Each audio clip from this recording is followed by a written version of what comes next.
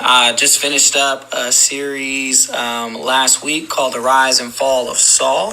And the obvious next progression is to jump into the life of David, his successor, right? So, man, I'm super excited. I don't know how long, this is going to go. There's a ton of stuff in David's life. And, if you're...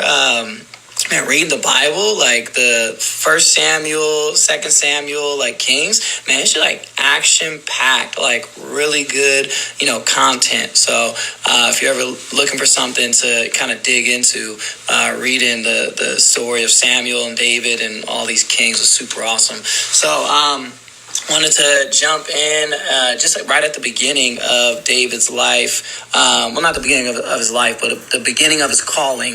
It's in 1 Samuel chapter 16.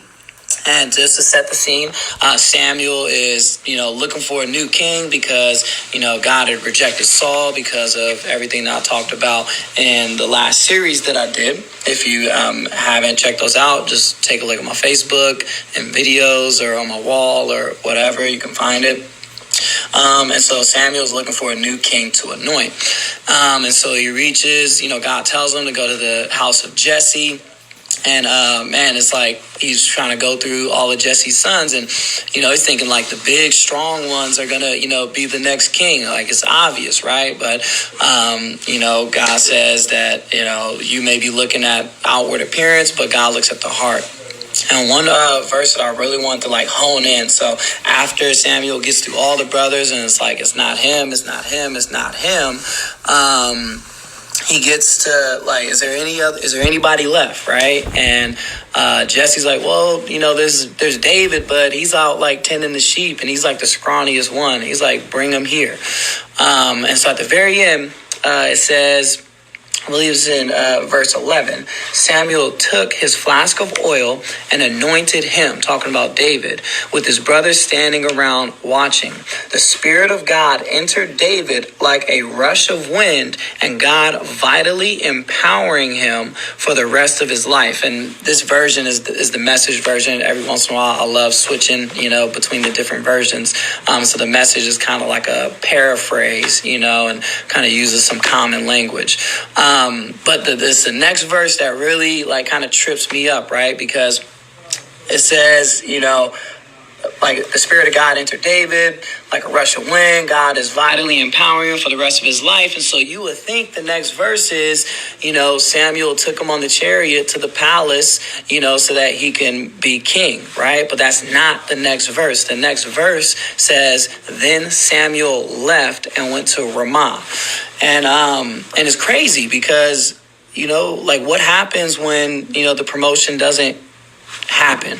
What happens when you feel like you're supposed to be somewhere but you're not, right? What happens when you feel, empowered and I could do, all things through Christ who gives me strength, but the favor isn't lining up or the doors aren't opening.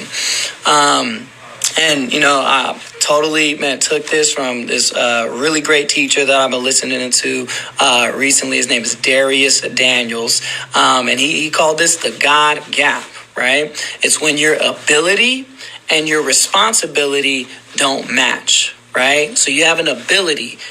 David was anointed. David, like a rush of wind, God vitally empowered him at that moment in time. He had the ability to be king, but still the responsibility of a shepherd. He had the ability to lead the lamb, but still the responsibility to go back and tend the sheep, right?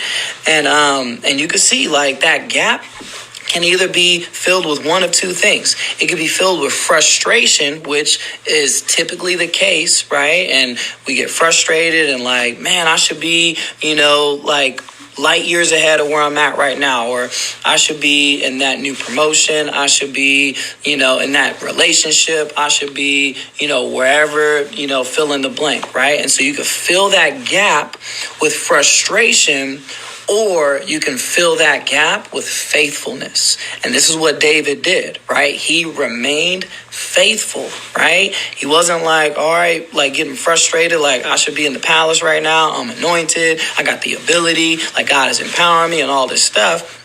He's just okay, cool.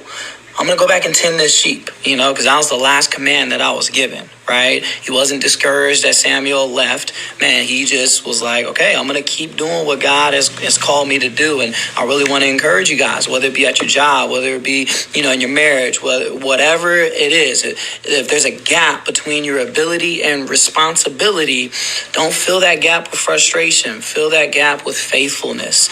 And God will bring promotion when the time is right. Because as we're going to see, in the upcoming weeks, man, David got to where he needed to be right on time. All right. That is all I have for today. I see DJ Jambo Slice and Chris and a couple other people watching. I always want to keep these